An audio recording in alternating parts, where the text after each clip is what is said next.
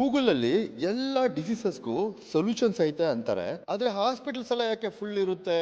ನಿಮ್ಗೆ ಎದೆ ನೋವು ಬಂದ್ರೆ ಯೂಟ್ಯೂಬ್ ನೋಡಿ ಟ್ರೀಟ್ಮೆಂಟ್ ಮಾಡ್ಕೊಂತೀರಾ, ಇಲ್ಲ ಕಾರ್ಡಿಯಾಲಜಿಸ್ಟ್ ಹತ್ರ ಹೋಗ್ತೀರಾ? ಅದೇ ತರನೇ ಫೀವರ್ ಬಂದ್ರೆ ರ್ಯಾಂಡಮ್ ಟ್ಯಾಬ್ಲೆಟ್ ತಗೊಂತೀರಾ ಅಥವಾ ಡಾಕ್ಟರ್ನ ಕನ್ಸಲ್ಟ್ ಮಾಡ್ತೀರಾ? ಆದ್ರೆ ಫಿಟ್ನೆಸ್ ಅಂತ ಬಂದ್ರೆ ಮಾತ್ರ ನಮ್ ಜನ ಒಂದೇ ಡಯಟ್ ಒಂದೇ ಎಕ್ಸಸೈಸ್ ಎಲ್ಲರೂ ಫಾಲೋ ಮಾಡ್ತಾರೆ. ಒಂದೇ ವರ್ಕೌಟ್ ಒಂದೇ ಡಯಟ್ ಫಾಲೋ ಮಾಡಿದ್ರೆ ನೀವು ಸಣ್ಣ ಆಗೋ ತರ ಇದ್ದಿದ್ರೆ, ನಿಮ್ಮ ಹೆಲ್ತ್ ಇಶ್ಯೂಸ್ ಎಲ್ಲ ವಾಸಿ ಆಗೋ ತರ ಇದ್ದಿದ್ರೆ, ನಮ್ ಇಂಡಿಯಾ ಬಂದ್ಬಿಟ್ಟು ಡಯಾಬಿಟಿಸ್ ಕ್ಯಾಪಿಟಲ್ ಆಗ್ತಾ ಇರ್ಲಿಲ್ಲ, ಅಂಡ್ ಹಾರ್ಟ್ ಅಟ್ಯಾಕ್ ಅಲ್ಲಿ ಅಷ್ಟೊಂದು ಜನ ಸಾಯ್ತಾ ಇರ್ಲಿಲ್ಲ.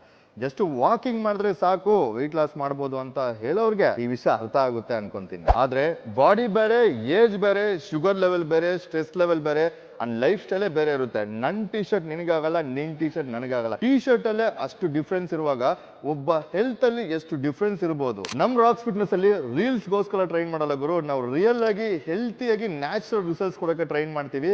ಅಂಡ್ ಇಲ್ಲಿ assessment first, science next and results last. So ನೀವೇನಾದ್ರೂ ನಮ್ ಟ್ರಾನ್ಸ್ಫಾರ್ಮೇಶನ್ ಪ್ರೋಗ್ರಾಮ್ ಎನ್ರೋಲ್ ಆಗ್ಬೇಕು ಅಂದ್ರೆ ಓನ್ಲಿ 20 ಸ್ಲಾಟ್ಸ್ ಇರುತ್ತೆ, ಕೆಳಗಡೆ ಇರುತ್ತೆ ನಂಬರ್ ಕಾಲ್ ಮಾಡಿ.